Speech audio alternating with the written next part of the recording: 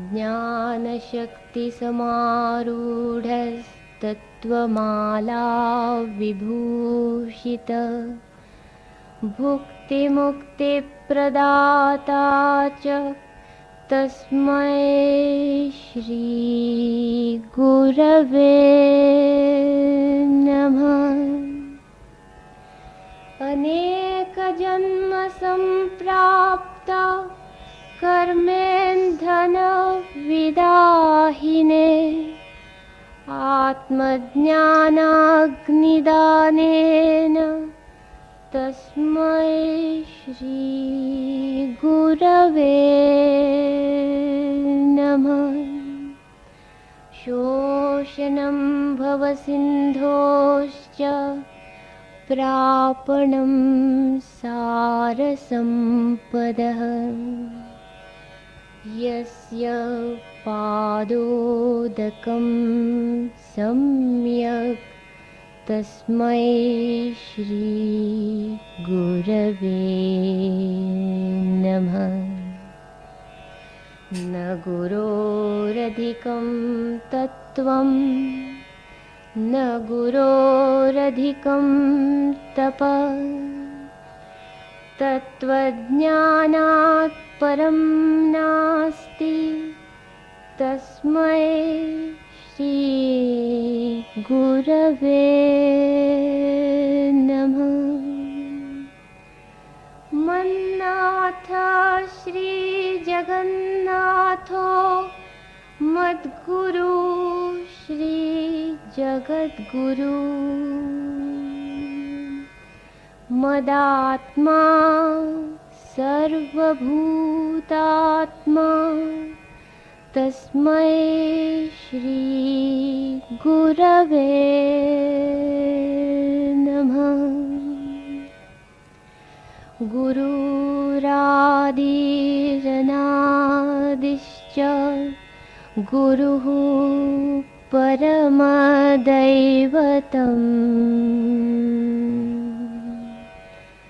गुरो परतरं नास्ति तस्मै श्री गुरवे नमः।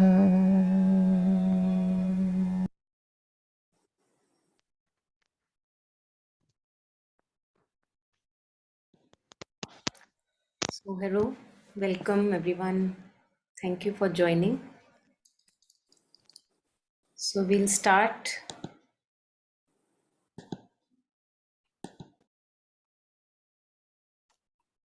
We have been on page number 14, integral healing, and I believe that we had done this first paragraph, and then we today can take up maybe this one so that it becomes complete. And there's another thing that I want to share, something related, but we'll pull it up later.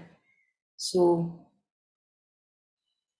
if anyone would, maybe it would be nice maybe to also have an overlap with what we did earlier. So if someone could just read the whole of it, so this first para and then the second big bit as well.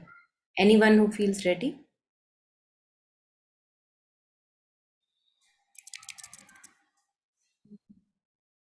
Should I read? Yes, Shweta, please go ahead.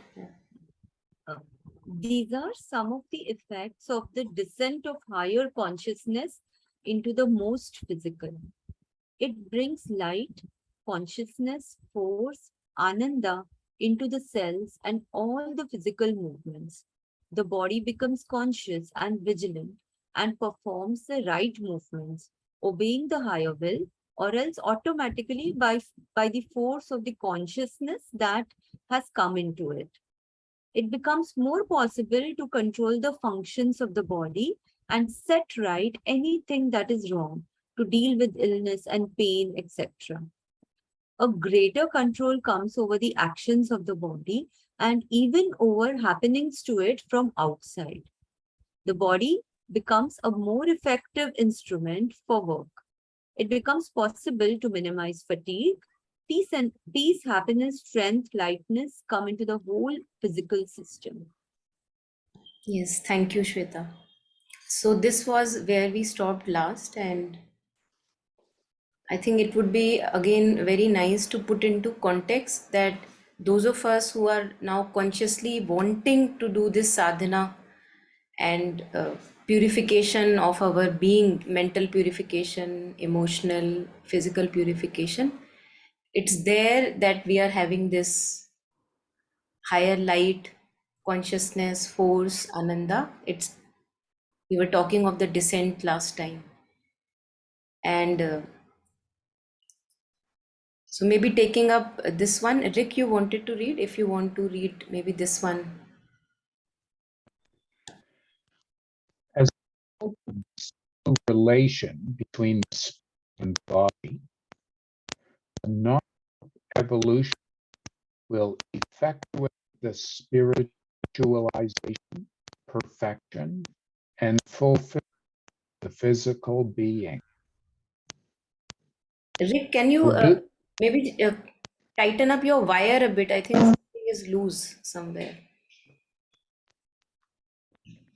I'm going to switch to Yeah, there is some tack, tack, tack, tack disturbance.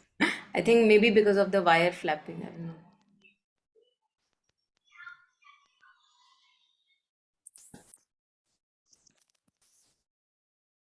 Thank you. Am I audible now? Now, good. Yes, please, please. Thank you. As a result of this new relation between the spirit and the body, the Gnostic evolution will effectuate the spiritualization, perfection, and fulfillment of the physical being. It will do for the body as for the mind and life.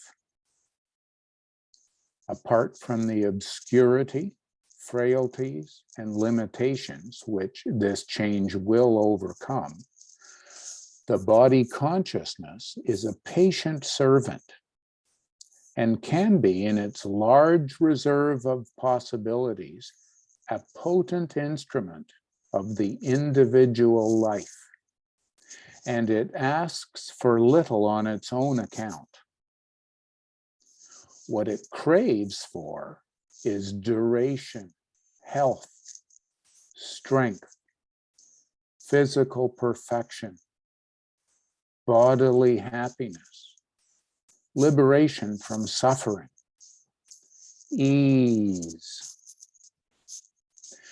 When the Gnostic force can act in the body, these things can be established.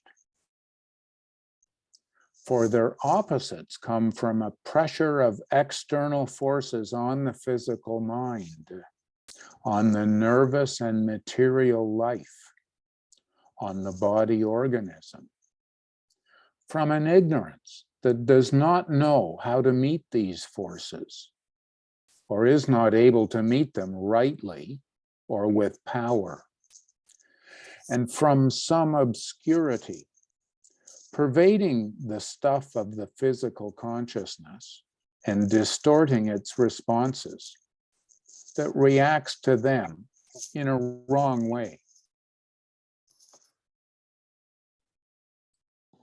Thank you so much, Rick. So, we have been going about this descent of higher force and consciousness. But again, before we touch upon this aspect that yes, the body actually, those of us who have, practiced with it even a little, they would know that the body loves to be in a state of good health. And we can extend it a lot. If we really demand more from it, then we can extend the endurance of the body. I think all of us have, at one point of time or another, we have seen, especially when we become new parents, we see that how much we are able to stretch ourselves for our children. And I remember we were once in a bird sanctuary. I was holding like a child, my own child of about 7-8 months, or maybe, yeah, something like that. And he slept on the way, and throughout the march, in the sanctuary, I had to keep holding him, and I could not believe that I held him without keeping him down for about 2 hours at a stretch. And he was like really not a frail organism. He had some weight, and I was really amazed that how the body can endure. So because we don't ask, we don't we have made our lifestyles into just comfort oriented, mostly nowadays. Those of us who are here, we see that we have made our lifestyles more comfort oriented, convenience oriented. Don't do much, maybe you hurt this much in your back or legs or whatever. So like this, the body also becomes slowly frail. But what body desires, what was shared here, that it craves for duration, health, strength, physical perfection, body happiness, and liberation from suffering. This is what is the innate craving of the body. And when we are able to provide this, then we see that it's delighted, it's happy, although in the beginning it causes a bit of discomfort. So Gnostic force, those of us who may want to understand, Gnosis or Gnostic would be coming directly from the truth consciousness without any distortion. So when this higher truth force or truth consciousness, it begins to descend and then act on the body, the physical organism, then all this can be established much easily. But before we go into further this, because physical change, according to Mother Sri Aurobindo, is towards the last to happen. Although we have to maintain a physical culture, a good physical discipline is a need of the transformation. But physical transformation per se, it comes the last. First is mental, emotional transformation and purification of our feelings and thoughts. So we are going, I thought it would be a right moment. We will take up a passage, an essay written by Nolini on process of purification, which I found really resonated with the work that we are doing today. So before I jump on to that passage, would anyone want to share anything?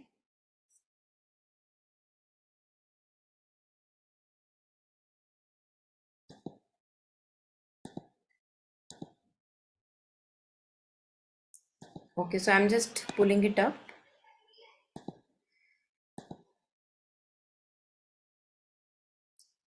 Yeah. Oh, not this one. Sorry.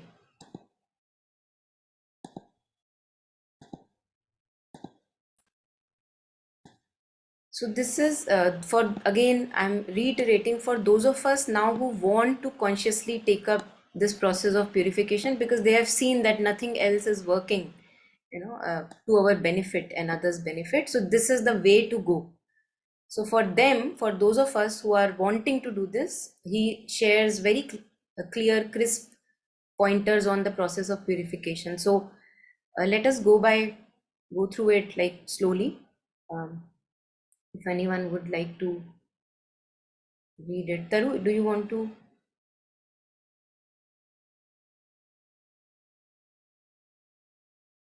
Process of purification.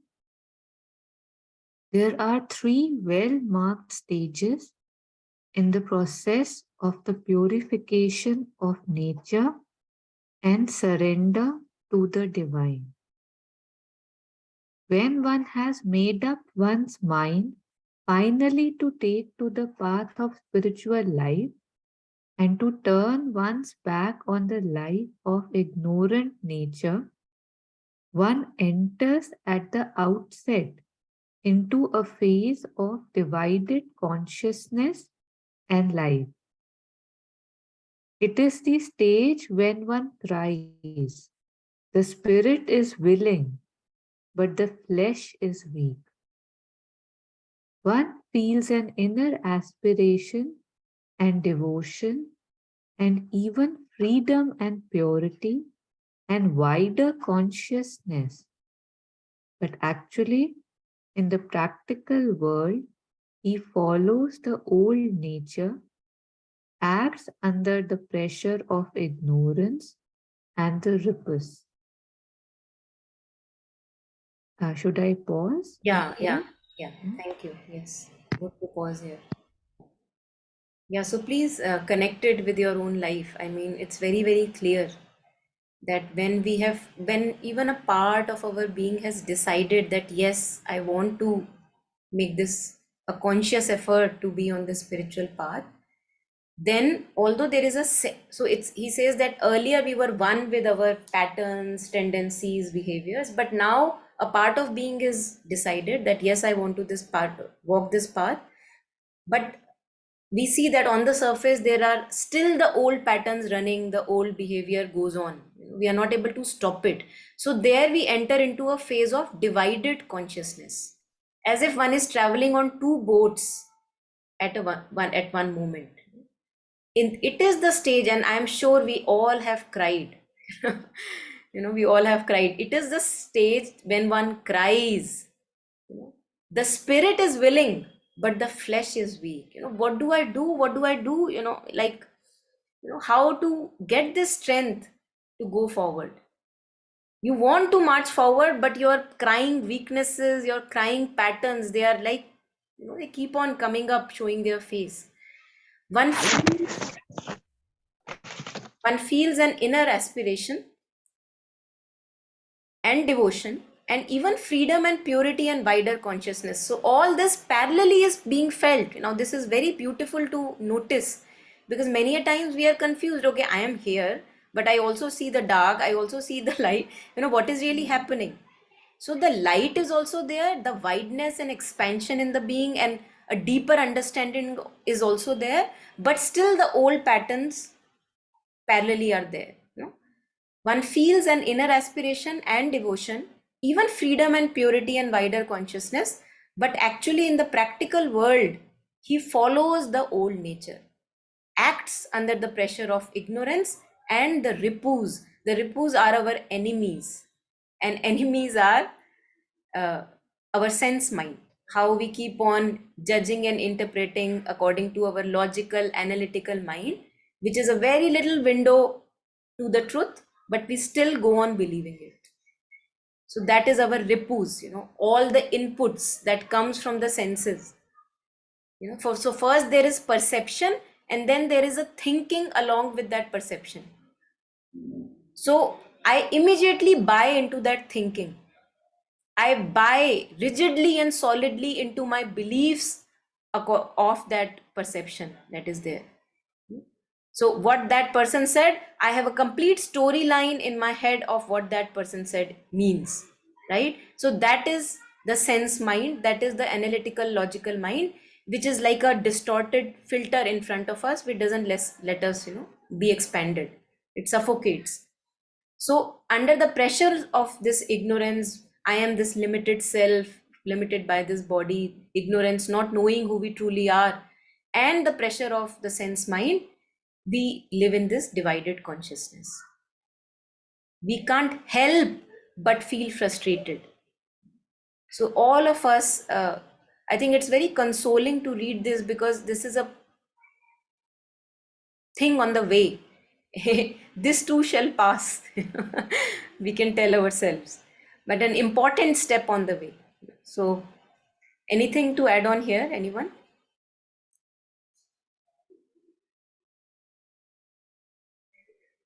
Very reassuring, Monica. Yeah, it is. Yes. Yeah, so let's go on. It's a very clear and crisp paragraph, hardly needs any detailing, but we will see as we go on the way. Yes. Whether you want to continue? I think.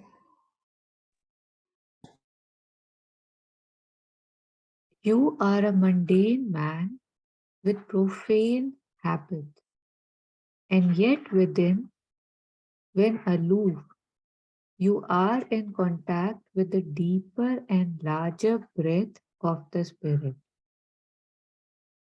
The next stage is one of external control and of modification of behavior. You have the inner consciousness of the spirit grown strong in you, and you are no longer a helpless prey to the physical outbursts of inferior nature.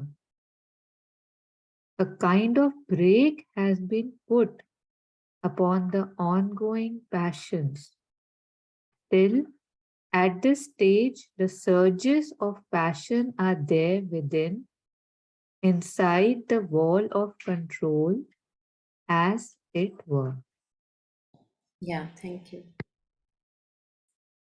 So this is what we feel, that I am a very ordinary man with very ordinary collective habits. Yet, parallelly, there is also something higher within that we are in touch with. Yet within, when aloof, when not in, also when we are having some solitude, time in solitude, when we have quiet time just absolutely to ourselves, yet within, when aloof, you are in contact with a deeper and larger breath of the spirit. So something has already started to happen here. The next stage, now we see, Saint Kabir, he says, बुरा जो देखन मैं चला बुरा ना मिलिया कोई जो मन खोजा आपना मुझसे बुरा ना कोई. So he says that when I started to find what is wrong in this world, I actually found all the wrongs and ills and weaknesses in myself. So this is one of the phases where initially I am living in arrogance and I see everything is wrong with the world, but maybe not with myself. But immediately when this light of consciousness grows, then we see that, oh my God, I am full of ignorance and weaknesses. So all that wrong and weakness and impulse and desires we see within ourselves. So then we want to exert control over it. Just like we will do with, like, even if there is a house we have and we want to tidy up that house, so we look at it, oh my God, this is an untidy house, so then we begin to organize, sort, order and arrange. So with this inner consciousness, inner light of consciousness which is developing, the next stage is of external control and modification of behavior. So we see that, oh, anger is not good for me, it hurts me, it hurts the other. So whenever the next time anger arises, let me not listen to it dictate. So initially, like a mental will starts to exert itself. So the next stage is one of external control and of modification of behavior. We see that whenever this person tells me something, I burst out with rage. Why so? Why must I do so? So next time it happens, you try to prevent yourself. You don't want to act in that ignorant, arrogant way. You have the inner consciousness of the spirit grown strong in you, and you are no longer a helpless prey to the physical outbursts of inferior nature. So there is a little guard, like security guard, which is now taking its form.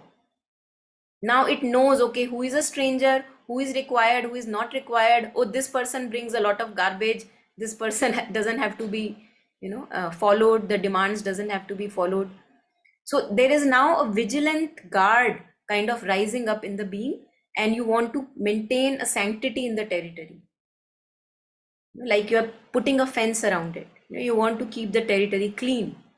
A kind of brake has been put upon the outgoing passions. So all the restless energy which earlier went out into ambition, lust, desire, all that restless aggression, violence, all that we do in our ignorance, now a brake has been put. You see that, no, that's not helping anyone. Still, at this stage, the surges of passion are there within. So it's an external break. Internally, all the energies are going up and down and up and down. So it's not a complete break. But on the surface, I look, oh, I was able to maintain a poise. But inside it may be going up and down and up and down. So surges of passion are there within, inside the wall of control. Beautiful way he articulates this. And then we have to go further. So please, I would request going further. Yeah, just one small comment. Here it's making it feel that it's a process and it's a straight line, right? And yet we know that it's not, that it's a path that, okay, crossed over, It's a back and forth, right? Again and again and again, you find yourself crying in frustration, or, why am I so limited, or why couldn't I control? So this thing also one observes in oneself, that it's not a crossing over, at least in this phase, right? It's the old Absolutely. and the new that fight. Yeah. And actually, Sri Aurobindo describes what you are sharing, that he says that as if, again, rephrasing his metaphor, he uses the metaphor of an army. That imagine that you are a king and you are going ahead expanding your kingdom. Now you win a victory over one village or one territory, and then you go over to another. By the time you have gone to the other one, this earlier village that you actually had a victory over, people have gone rebellious there. So you have to go back again, settle them down. Then the other village that you had conquered, again some chaos there. So this up and down, goes on. Yeah, absolutely. Yes.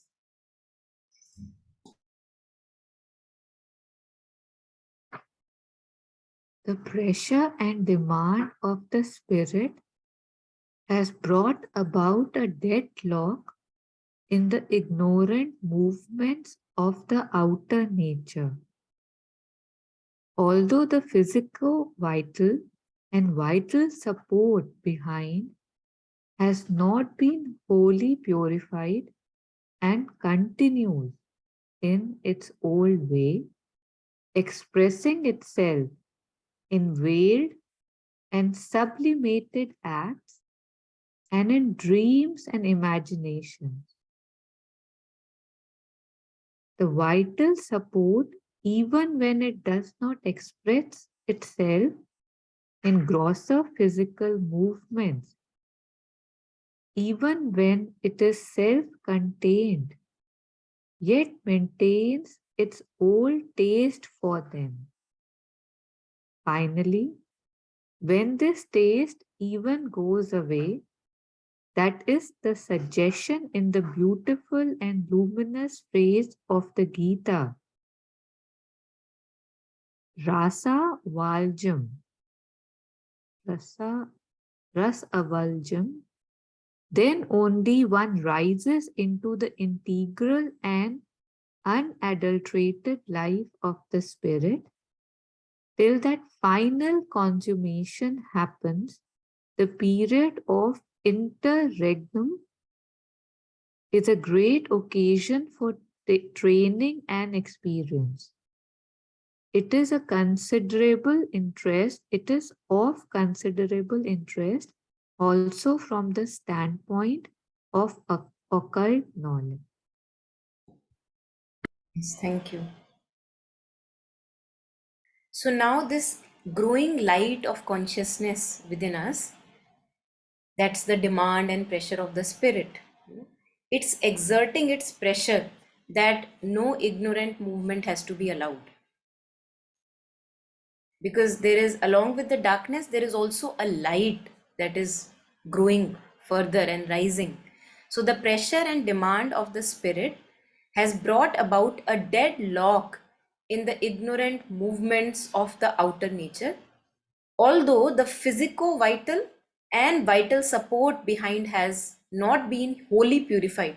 So since this purification takes a long process, we don't get convinced truly that the old patterns of behavior and wanting and demanding and attaching and grasping are not good for us. One needs a lot of to and fro to truly get convinced. So the vital emotional nature, for those of us who are new to this word, the emotional nature has not yet been purified. So it still craves, it still demands. And this is the identification of our consciousness with me as this person who had these desires. So the consciousness has identified itself with that emotion. Who am I? I am the one who demands this. Who am I? I am the one who lives a life like this. I am the one who has tastes like this. So consciousness, the knowing aspect within us, it has identified itself with this vital and physical system. So now a purification is happening. Now the detaching has to happen. So a complete break has not been put. Below the surface, ripples are still going on, but some part of me is trying to suppress it. Like it knows that it's not beneficial to express these things. The vital support, even when it does not express itself in the grosser physical movements. Now, what would it be? Now, imagine that I am, say, addicted to going every Thursday or Friday, pick any day, to some craving or desire of mine, which I have given, okay, one day every week I have to indulge in that, right? So the vital support, even when it does not express itself in grosser physical movements, I have now stopped going visiting regularly in my indulgences, which I used to do. Now every Thursday or Friday where I used to indulge myself owing to my cravings, I have now stopped, knowing that it is not benefiting me, not good for me. But internally I feel a frustration because I would want to go. I have still not lost the taste for it completely.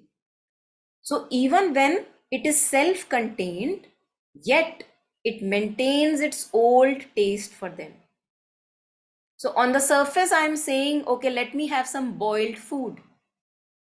But my tongue is craving for some spicy, oily, fried food. Very simply. So the tongue has gotten addicted to that taste. The taste still lingers just because it is habituated. So the old taste is not yet fully gone. Finally, after, so too much of to and fro, lots of suffering and relaxation in between, finally, when this taste even goes away, then only one rises into the integral and unadulterated life of the spirit. Now I don't even feel the need to go every Thursday or Friday and indulge myself, because it doesn't do me any good and I have lost the taste for it. Just like as we grow up, we lost the taste for our teddy bears. It's a very natural happening. Now even if somebody gives me a teddy bear, I don't feel inclined towards it. So it's a natural renunciation. Now you don't feel the need in your life for that. You've outgrown. So then one rises into an unadulterated life of the spirit. Till that final consummation, which involves a lot of to and fro's, the period of interregnum, this happening, frustrated happenings in between, not here, not there, is a great occasion for training and experience. It is of considerable interest also from the standpoint of occult knowledge. Why? Because in the beginning, we saw that it expresses itself in dreams and imagination. So those of us who have really watched closely, who have been trying to actually not allow the ignorant manifestations of behavior or patterns into actual actions, speech and body, they will see that they come up in speech, in dreams. They come up.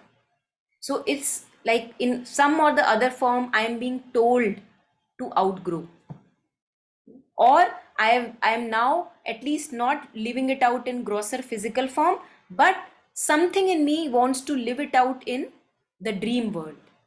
Why? Because that impulse is not yet gone. The momentum is very strong momentum. It's like you push a ball running at a very high speed. Now immediately it can't come to a halt. Before it comes to a halt, it requires a lot of time and rubbing on the ground and a lot of friction, and then it completely comes to an halt. So our old patterns and habits and wants and impulses are like these: a ball running for a long time. So it lives itself out in even the dream world when I am not living it out in the physical world. So anything here anyone wants to share? Yes, I was like thinking about this, and I think I understand one of the more complex things about this integral path an additional difficulty is that when we go against or we try to moderate or transform our cravings and our lower nature, our vital nature tends to get depressed or angry. We are, not to collaborate, and maybe in an ascetic path we just can get rid of it, or stick with our discipline and just let your vital starve, so to say. But in this path, as well as probably in the bhakti path or the triple path also, you need your vital nature to collaborate, to give strength and enthusiasm and aspiration. So one have to be, I don't know, it's a more delicate and more complex work. Like, we don't have to fight our vital nature, but to go gentle, to transform, to invite, to be more refined, to change from maybe lower interests to higher ones, or something like that. Yes, yes. Yeah. I think in these periods of darkness, depression, of vital not collaborating, they come, and we can't help them. They have to come, and we have to just, all of us know that we go through them. Because if once a central surrender has been made that, yes, this is the path for me, then we go through them. There is no reverting back, there is no reversal possible. So one just endures, as mother says, endure, endure, endure. And then that dark cloud actually passes through. It has no other way. It passes through. Yeah.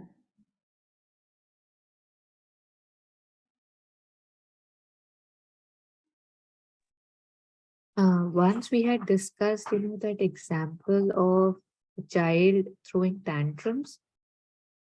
So I think that is what I was reminded of here, right? Like, there's somebody in me who wants to throw tantrums whenever the other part of me is trying to change, right? Like the protest, the agony, the absolute disbelief that how can you do this to me, right? No, I want that. All right. So just, how a parent watches, right? That sometimes it does give in, right? The parents give in, the other times they don't. So I guess just that separation, that it's not good and it has to be disciplined, or, every time a different thing. But that example is a bit. Yes, yes.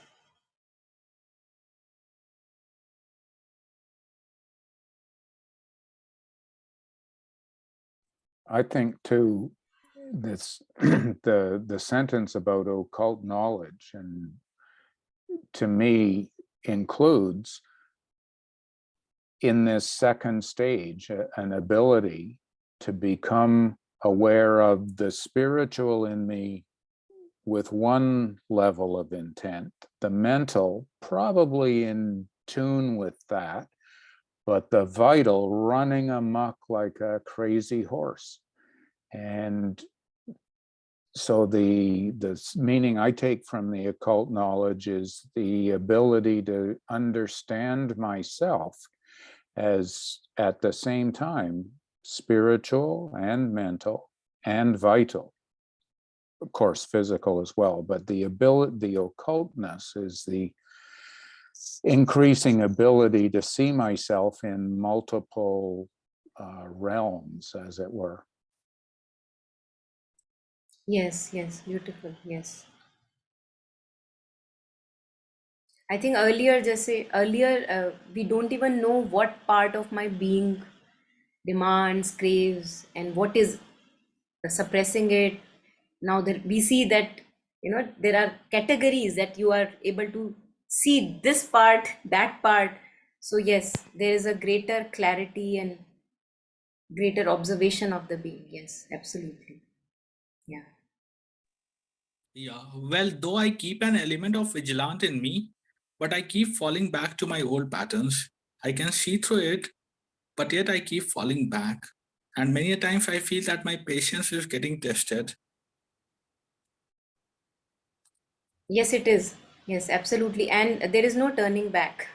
So it's a very safe situation we are in.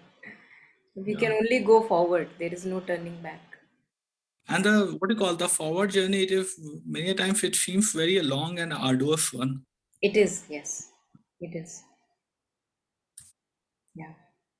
Also, hi, hi, hi. Yes. Yeah. Uh, Also, I feel sometimes like guilty is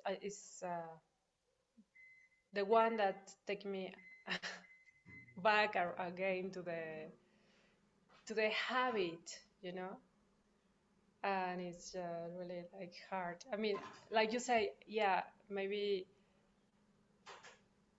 all the time I say, yeah, I should not drink this kind of tea. I should not drink this kind of tea. I should not drink this kind of tea.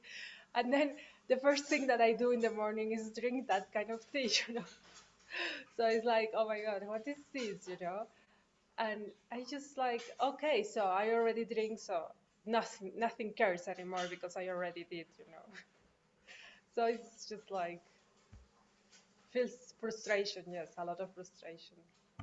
Yeah, absolutely. I think part of the game, guilt, shame, frustration, annoyance, getting irritated. I think really we can't help but go on through these happenings.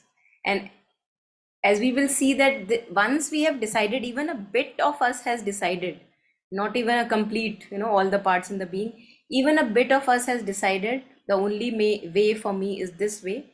I think nothing can stop us. So there is no U-turn possible. It can just be that, okay, I'm in one stage of maybe guilt, shame, and dark and repentance, maybe for a week, maybe for a month, maybe for a year. But then after a year, clouds pass away, and the only journey is forward. There is no other way. Yeah.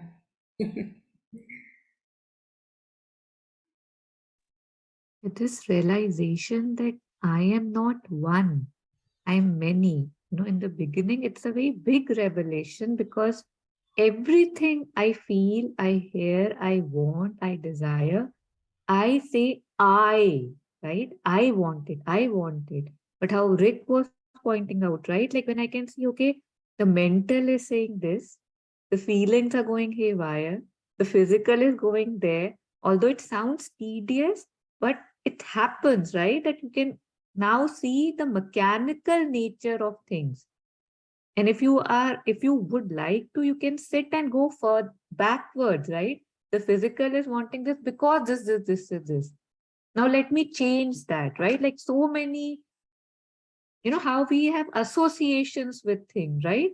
That thing gave me this, gives me this, that thing gives me that. And yet there's not a lot of truth in that. It's just how I associated with those things.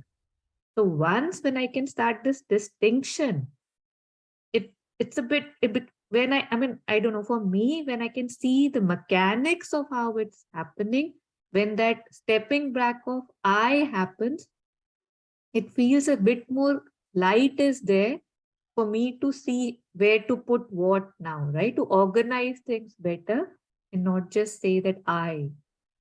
Yeah. Yeah. And this is what Sri Aurobindo and Mother talks of, beginning of self mastery in the being. So without this, there is no control.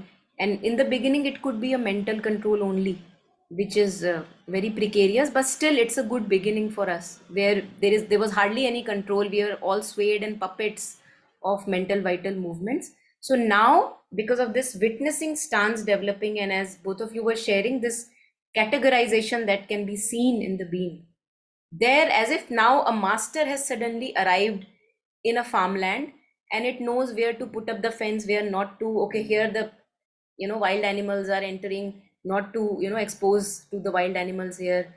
There a bigger wall is required. So all that now is beginning to be seen. Yes. And this is what is beginning of the self-mastery. Yes. Yeah. So we'll go further. It's not a very big one. We'll complete it today itself. I want to complete because it's like it'll be a complete closure for all of us. And yeah, would you like to go on?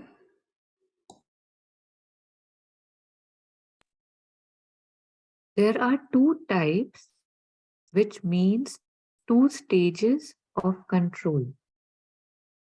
You can control your nature by the force of your will, as one does a wicked horse by means of the tooth pit.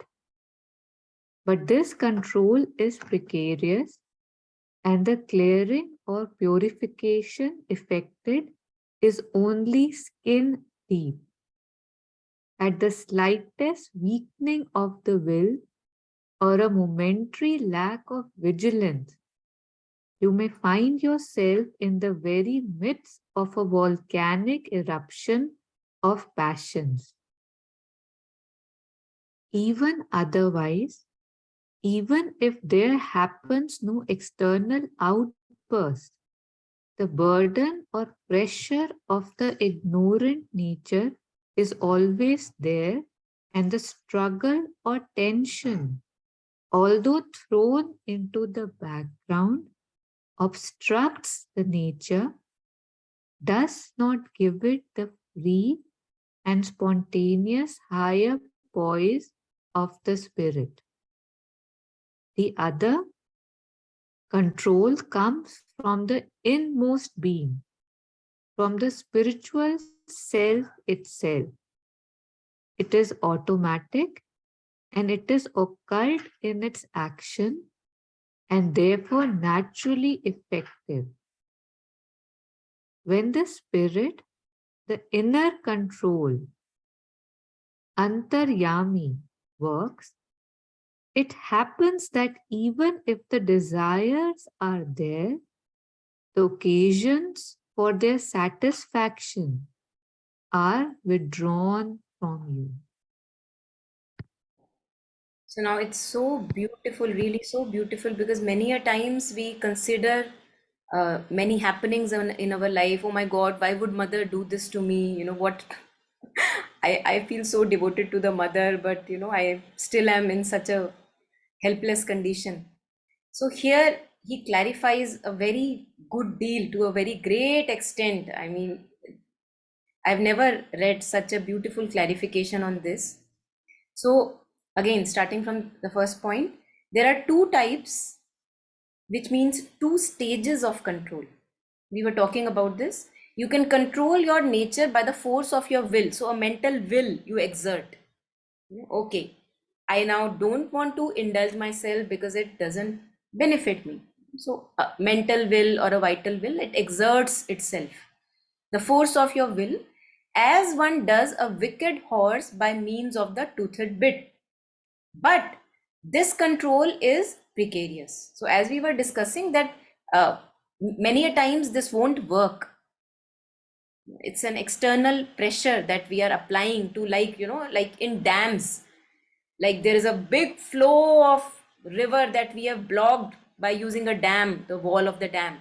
Now, so long as the river is not in that much of pressure, the dam can stand.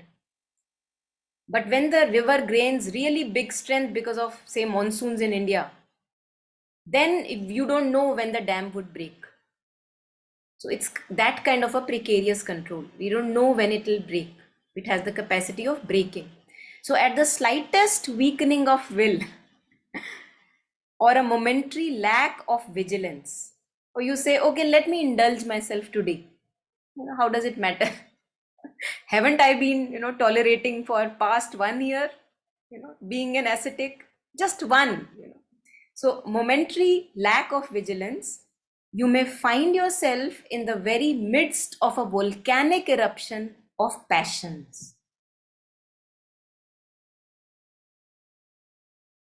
Because the old taste is not yet completely diluted and gone. It is still hankering in the background. It is waiting for a right moment to arise and, okay, let me attack. Let me show that I also exist. Even otherwise, even if there happens no external outburst, the burden or pressure of ignorant nature is always there, and the struggle or tension, although thrown into the background, obstructs the nature, does not give it free and spontaneous higher poise of the spirit. So, what happens? Many a times we go through such phases in our life that we are under a dark cloud. We don't want anything from our old patterns. That is for sure. That is for sure that we don't want to follow their dictates. But the dark cloud persists.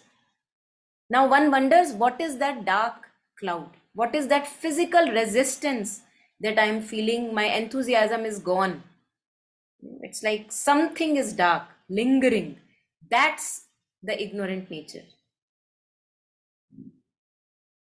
It shows its presence. Why? Because it's a, as Sham was sharing, it's a long and arduous road, and this is just a bit of it, that I'm still here. Don't you think that you have surpassed me?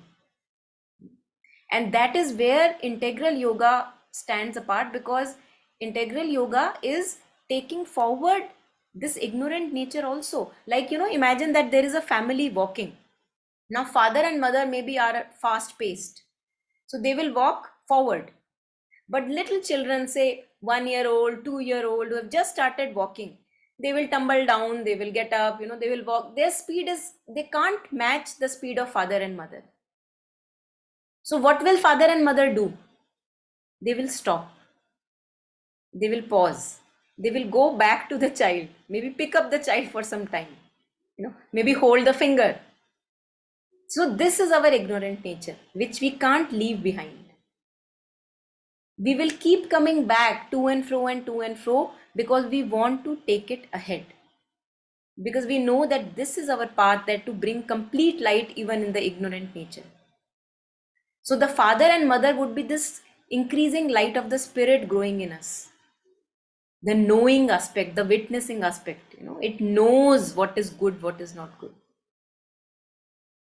And then the ignorant nature is this stumbling children, for which we will keep on pausing. Okay, 3 days, nothing doing, just staying with the dark cloud. Okay, remembering the mother.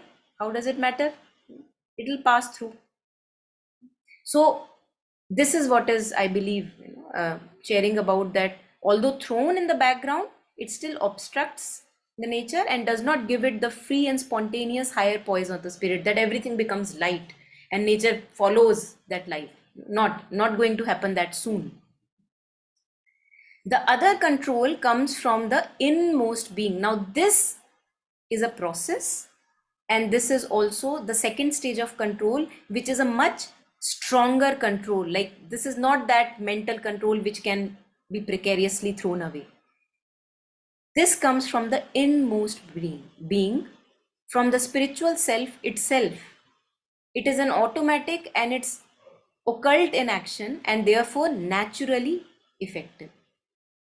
When the spirit, the inner control, or the antaryami, the one who knows, antaryami is the one who knows all the parts of the being. Like, we know our children, we know the weaknesses of our children, we know their strengths, we know what part of me is reflected in which child. Each parent knows that. So that antaryami aspect, the knowing within. When the spirit, the control, inner control, antayami works, it happens that even if the desires are there, the occasions for their satisfaction are withdrawn from you. So very, very often we hear people entering in, spiritual arena and saying that what is really happening, because I'm just losing all that I loved. But there is more to it. The journey doesn't end here. There is a greater delight to come, and this is just a passing phase. And then he reveals, actually in the ending paragraph, what is this. So anything to share until here, anyone? Yes, this make me think. Well, in the Four Way school, they call it the old man, the one that is attached to these old habits. And usually they ask you to have new friends, the friends that are like helping you to develop the new habits of the spiritual path. So this happened to me this week, that I find a person from my high school. Yes, that's supposed to be my old man. And then when I found this person, I was like speaking, like gossiping. We was gossiping like a children's, teenagers or things like that. And speaking too much, too much, like you can see how the energy goes away. And about also politics and dark things. So then when I arrived home, I was feeling like completely drained, and I actually told him, it's not good for me to see you because you are like a person that is not working with himself consciously. So for me, make me be like in my old man. But I feel bad, I have nightmares. I feel like I was reviving. How do you say in English? Maybe just reviving. I don't know. Like living again the past, living again the feelings of the past, that anxious, stress, and paranoia. I don't know, many things. So I have a very difficult week. And I say, what is this, I say, I don't understand. I mean, I have like 20 years working with myself and I cannot see a person from the past. I was like, I can't believe it, So in that moment, I understand that even if one isolate from the habit, one throw it away to the garbage and say, okay, I'm not going to do this anymore, doesn't work because it's still there, still inside in the shadow. I still like, and one day it's coming out, and it's just like, I mean, it's so true, these words. It's like, I mean, maybe you have to be slowly, and to be patient and to confront the situation in a different ways, don't isolate from that. I don't know what is the solution. I still looking into that, but for me right now, I discovered that the solution is not isolation, because then if I want to look again that people that is not bad, or that situation, I'm going to be completely out of myself.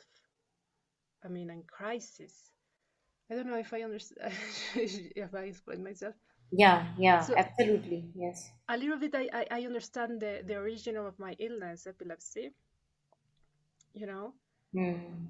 that begins there in my teens, Hmm. when I was like, so I was like, every time that something caused me, like, I say, no, this is too much, I can handle, like, go away, I just disappear in my epilepsy, in my ward.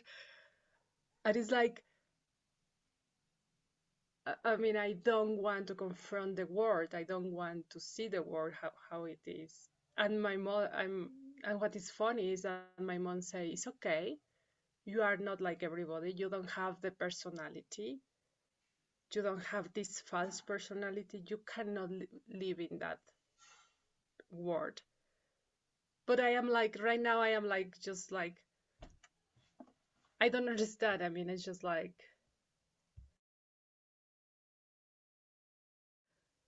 I mean, I just don't understand if suppose that I should not live in that world personality, because everybody is supposed to live in the world of personality, and the personality is the vital, is the one that tame that horses and shows this kind of mask in front of everybody. So I just wanted to ask you, I mean, what is supposed? I mean, what I mean, what do you do in these situations, or I mean, what exercise you place in yourself? No, I think it's very, very important that we experience these kind of situations on the way. Because if we don't experience, then something in us becomes very high up in the air, and it says, okay, I am done now, I feel fixed. See, maybe it's others who now have to be fixed. So it's very good to see that there are patterns beyond our understanding which are still ruling us. Although you may not want to follow their dictates, but they are still there. They are there, and they are stronger than my inner strength right now. But the only thing that is to be done, which is actually very beautiful in these adverse conditions, because that doesn't come naturally in the so-called normal hunky-dory conditions, is stick to the mother.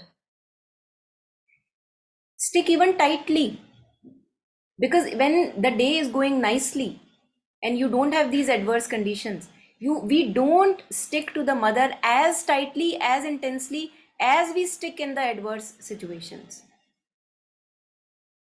So we have to make it a means of our sadhana, because when there is something out there which is, like as you said, reliving something old, it's still there, it's alive. Of course it's alive. What did I think? But we know that it's beyond our mental understanding. So not to try to get into the mind, trying to get all the resolve the dots, because there nothing is going to be found. Nothing. We may find a shallow relief that, okay, this is where I believe is the initiation of this problem, but that is only a little window. I don't know the larger picture. So if we are convinced, it's very good. First of all, I believe it's for a purpose that these experiences happen to us, because they tell us that my work yet is not over. And secondly, when this adverse situation arises where I am totally out of control and I lose my ground, then to gain my ground, I stick to the divine. That's the most important thing. So being, in fact, later on, I can be thankful that, oh my God, I didn't even know that I was high up in the air, because this situation told me that I was up in the air, because see, now I am grounded. So good for me that I am grounded, because all that matters is being grounded in the divine. We lose that ground again and again. So stick. Mother has given us the golden key. Stick to me, stick to my name, because that name has force, that name has something. So if we totally rely on the mother in those situations, the clouds wither away very soon, and we regain a greater strength, and a greater strength, and a greater strength. As mother says, there always is a moving forward. There is no going backwards. So if that experience has come in my life, I think I can use it as a means to even more closely become intimate with the mother and gain strength from her presence. Completely rely on her, which is not easily possible in so-called normal conditions.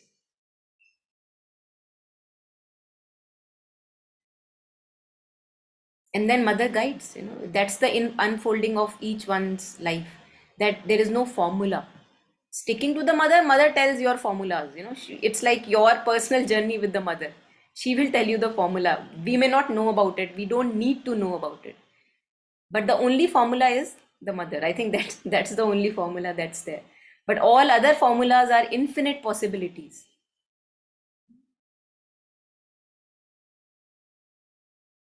Yeah. So then, where we just towards the end, that when the spirit takes control, then I can't even say that, look, my source of indulgence is right here in me, and now I have to stop myself. No, the source of indulgence will be removed from your life.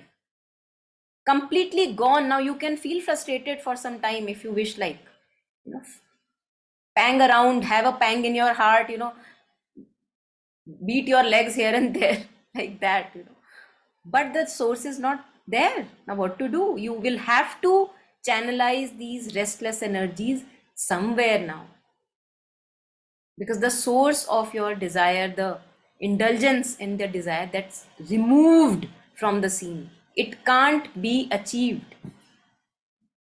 You can't get onto it. So that's the last revelatory paragraph, and maybe it gives us I hope it gives us all a lot of clarity.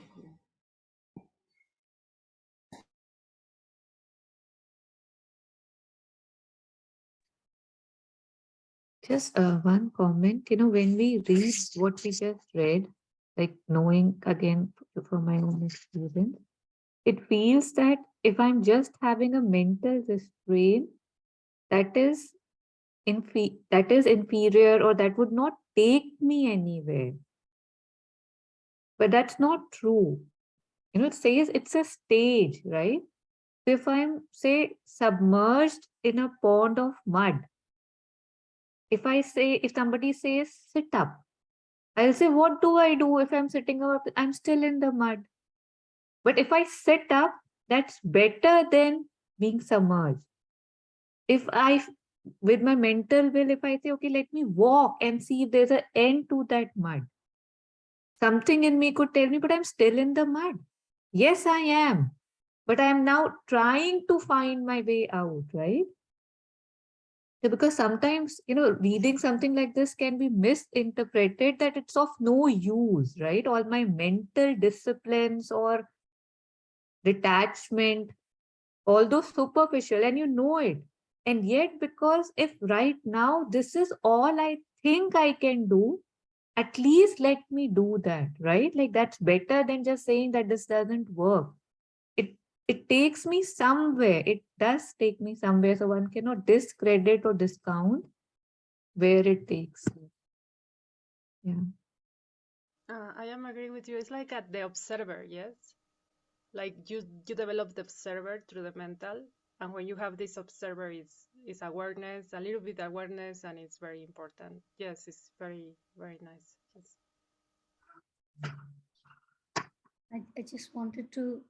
I just got reminded of a story that I just thought relevant to share over here. Maybe it makes sense. So there's this story of two rats or mouse. They got trapped in a godown, which was a milk godown. And while they were moving around, running around, these two rats, they fell in a pot full of milk. And they were about to drown. But they started to move their legs, and it went on and on trying to float on the surface. And it went on for hours till their energy got drained off. And both of them, they are two different rats. So both of them wanting to live and very intensely trying to swim on the surface because they don't want to drown. But both of them have their own way of thinking. One is thinking, how can I go on doing this? For how long can I go on doing this? Because I'm losing my energy and I can't do this. And I'm giving up. And the other is thinking, I must go on doing this. So it is his own mind. And he's going on and doing. He just doesn't give up his own strength. He keeps holding on to his strength.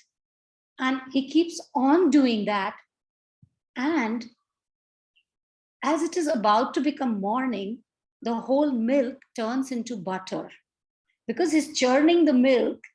And this rat swims onto the surface and comes out. But that period of night, that period of darkness, that whatever hours it was, 12 hours or whatever, 10 hours, I think that is the most difficult period, and that is there in our life. It is exist, and we see it as a dark period, and we think that it is taking so much of time and it's not happening because it's draining, because there's so many challenges in life, ups and downs, some good things, some not so good things. And so we keep moving back and forth. But yet I felt that like this rat holding on, as Monica had just mentioned, that the mother hold on to her, and I think strength will come from there. we might keep moving back and forth. That will happen because when we are in a challenging situation, sometimes our energies will become weak, but yet holding on will infuse new vigor, vitality, life. Will activate the internal power, the energy within us, and probably our own life, which is like, the milk will turn into butter someday and will help in our blossoming or whatever we call it. So this was a very beautiful story. I just got reminded of it, that it's so difficult when we are in the situation. It's so easy for me to talk about this because it's a story. But when we are in a challenging situation, it's so difficult and for us to hold on to. But yes, there is always light at the end of the tunnel. That is certainly true.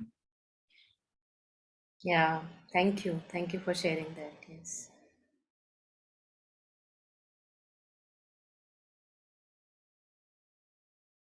Yeah.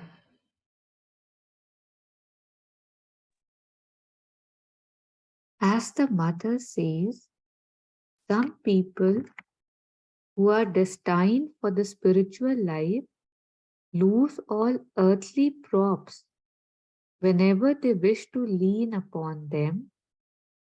They lose their endeared objects whenever they are eager to cherish them.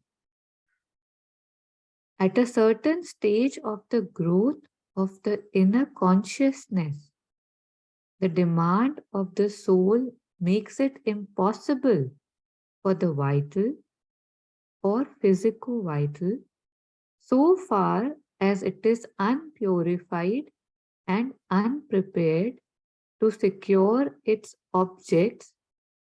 Even if the lips yearn, the cup is taken away.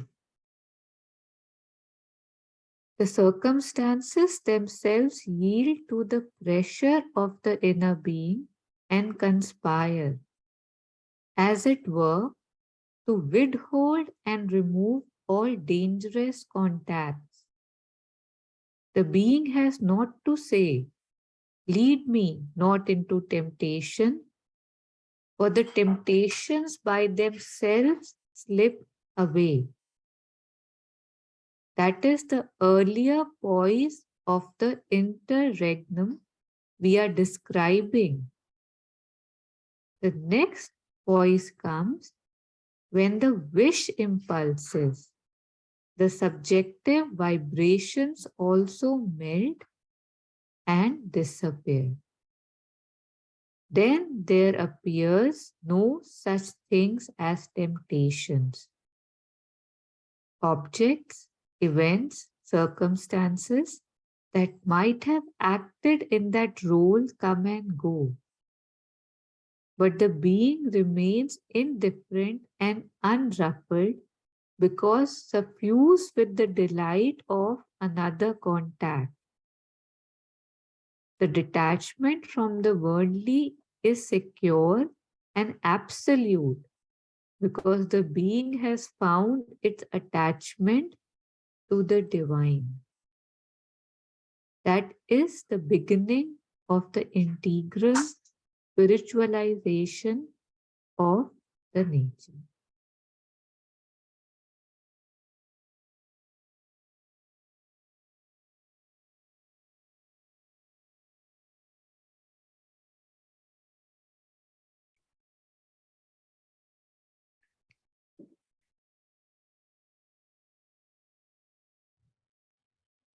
So all the carrots hanging in front of us, we are not going to get them. We are not going to get them.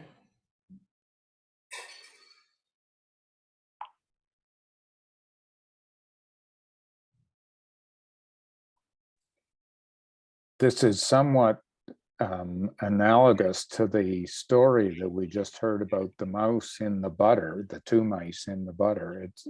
And the main message in each of them is persevere, it gets easier. Absolutely. Yes.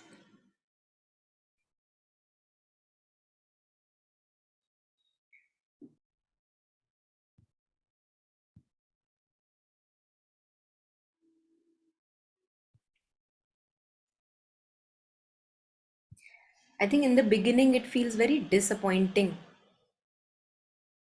And as you shared, that persevere. So we have to endure through that disappointment, because that is the disappointment of the desiring soul. That's the disappointment of our vital nature. And no one can bypass that stage. We will have to go through that discomfort and that disappointment of the vital, you know, being moody of, oh, I could have gotten that. Oh, but I, all these things that vital does. So we will have to go through that, and knowing that that's not who we truly are, and there is a greater delight that awaits for us. There is a greater delight that awaits. So that's where the name of the divine comes. So I think handy, I would say, really, really very handy, because there is no other way. How would you channelize all these restless energies? What will you do with them? When the stubbornness is taking over you, that I want it, I want it, I want it, what would you do? Where would you channelize all these upsurge of energies? You would need a shock absorber. And there we need the shock absorber. There is no avoiding it. And in even in Savitri, we read that there comes a stage where Savitri is standing alone. Narad is actually warning the queen, and he's saying that don't come in between her fate. Let her stand alone, because in standing alone lies her mission. Now, the queen, being the motherly queen, she falls into that human grief, and she says, "But how can this happen to my child?" But apart from being queen's child, Savitri is something else also. And each one of us has a mission, no matter how little in our spheres that mission may be. For that, we will have to stand alone, no matter how many close friends we may have. It really doesn't matter, because there would come a time when we will stand alone. They would know, as it says that whenever they wish to lean upon them, they lose their endeared objects. Where is the shoulder I wanted to cry upon? It's not there. The only shoulder I have to rely upon is my own shoulder, which is the mother's. There is nothing else to be found. You want a shoulder, and at 2 a.m. at night or 3 a.m. at night, who is going to come up? Nobody, no matter how close to you. Why? Because that is not supposed to happen. So in the beginning, it appears very disappointing, especially it's only the disappointment of the vital, because the vital is craving all the time. But this is a good thing. This is very auspicious pain. It's a very auspicious pain, just like a auspicious labor pain that a pregnant mother would go through. So the lips yearn, the cup is taken away. And circumstances, as if the physical circumstances conspire, the universe is conspiring that you may find your Godhead within. The whole universe is bent upon that. So everything is now one by one by removed from your life. So be prepared. Actually, this can be very threatening. Even Alokda has shared many a times that, don't think it's an easy path, because once the inner being has said, Mother says, once the inner being has said to the divine, yes, I am yours. The divine, being a jealous, possessive lover, Sri Aurobindo says that he would remove every obstacle from your path so that you can fully turn towards the divine. Sri Aurobindo uses that word. Divine is a jealous, possessive lover. So that we can be fully possessed by the divine. Absolutely. Yeah, that possessed here seems such a positive, it is taken in such a positive connotation just here. Yeah, just Possessed here. by the divine. Yeah. Yeah.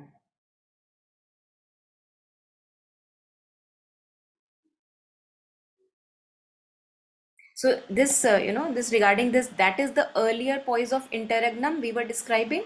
And the next poise comes when the wish. So after this period of even physical happenings where the object of your desire is being taken away, you have nowhere to lean upon or, have a shoulder to cry upon. After that, the other phase that he talks about is that after that, even the internal vibrations which actually craved, now they are nowhere to be seen.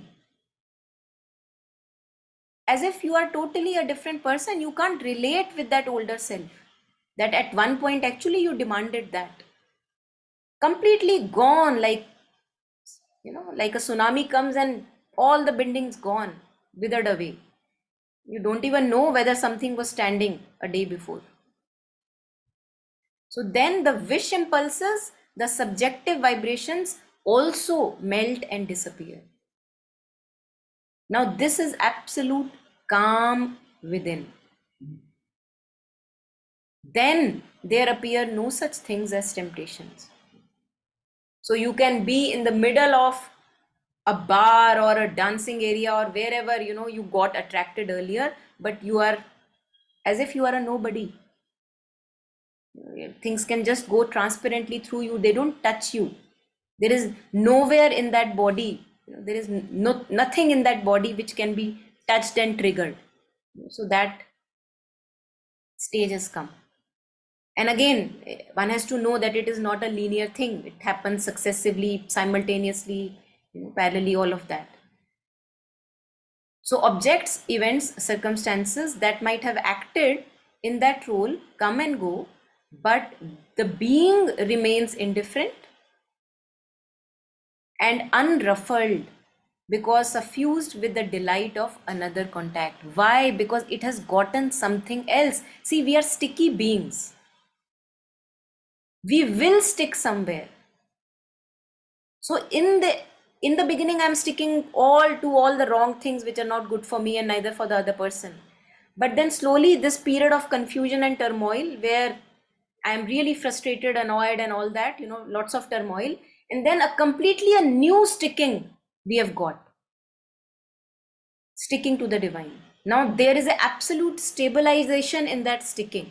Like no one can ruffle me away from that stabilization.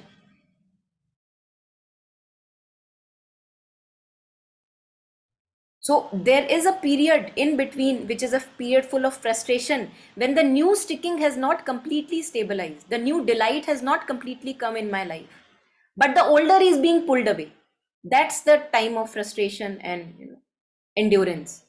The older is being ripped away from me. No, nothing from where I can find delight. And the new has not yet stabilized. So this is where, as was being shared, we have to persevere and we have to endure sticking to the divine name.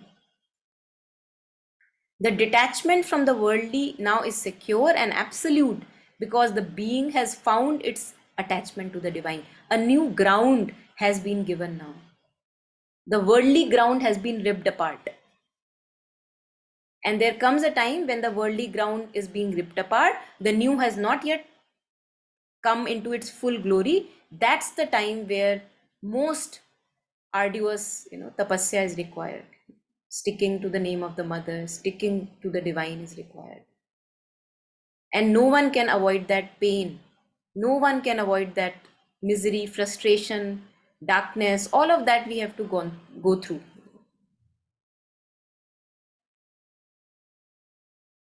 And now begins the spiritualization of the nature. So the first step in integral yoga is the psychicization of nature.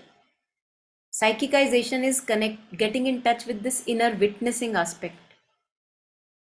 We were talking of this self-mastery, observer, the psychic being. And then parallelly or in a successive stage would come the spiritualization of the being. And then, of course, further, there is no end. So I think this really helped, this passage, when I first just stumbled upon it, that how clear can it be that we have to endure, and these things will come. Darkness will come, guilt will come, shame will come, frustration, annoyance, ripping apart, being incapacitated for 2 3 days or even a year, months, doesn't matter. All part of the game. I mean, what can we do?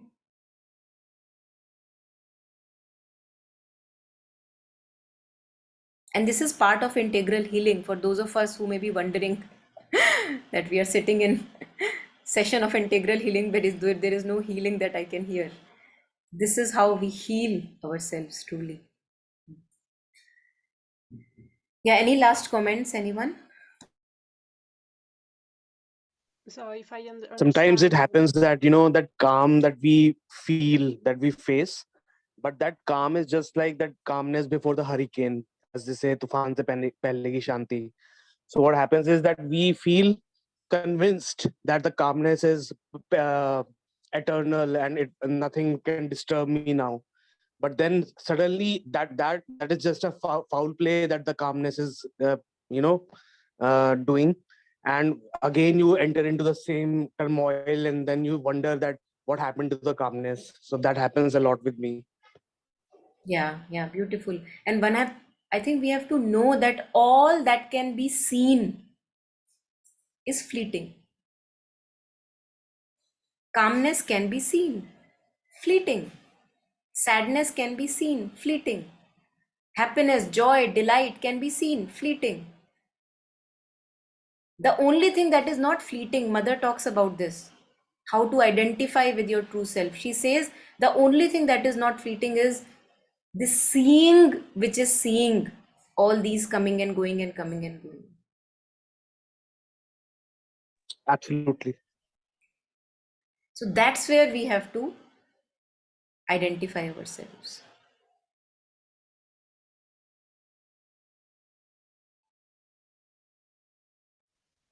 so if I understand well, this sticky to the mother is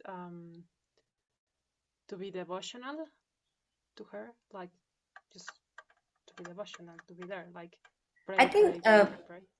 yeah, I think devotion, love, etc., what they come, but the only thing is to, if we have an intimate connection with the mother, that mother is that force in my limbs.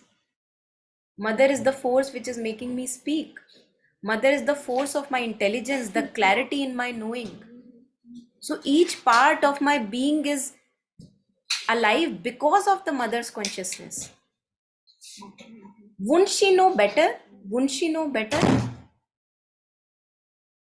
And slowly I think this, everybody has a different contact. For somebody it begins with a mental contact first, for somebody a vital devotional contact first, for somebody it may be actually completely a devotional bhakti bhav, and that is enough. Actually the devotional bhava or the devotional aspect is the most purifying aspect, the aspect of love. But not all of us may start with that. So maybe some of us start with, okay, mental clarity. Okay, mother's words are giving me mental clarity. Okay, let me read them. Let me read them. Slowly we develop a devotion aspect. So it could be actually anything from where we start. Just in our knowing that she is the mother of each aspect of creation, would not she know better than me? So I think it would be just very individual relation, intimate relation that we have with the mother. And it doesn't matter from where we start. The name itself does it all. We don't need to have anything. We don't need to have any degree or any, all these MBA or PhD degrees that we may have. They are not required when the mother is the name. They are not required. She is the highest degree of all, so she knows. But the only thing is, do I bank upon her? Do I rely upon her? So increasingly, in increasing degrees, as we begin to rely upon her, we see that things stabilize. We see that instead of relying on outer happenings and situations, my thoughts, my opinions, I rely now on mother, and mother's consciousness opens things in us. It has a purifying aspect. So we don't need to know anything beforehand. when we are with the mother. And in fact, Alokda was sharing in one of the talks, it was very beautiful. She was sharing that all these occult things that people do, the black magic and the white magic and all that. And he was sharing the mother, when you bank upon mother's name, imagine that you are walking next to the mother and somebody is trying to do some white magic, black magic to do. Actually, mother can laugh about it. I mean, what do you think you are doing? So when we bank upon the mother, there is nothing else that we need. But the point is, do I bank upon her? Or is it only in my wishful thinking? Even that can help actually. Wishful thinking is a good start. Yeah.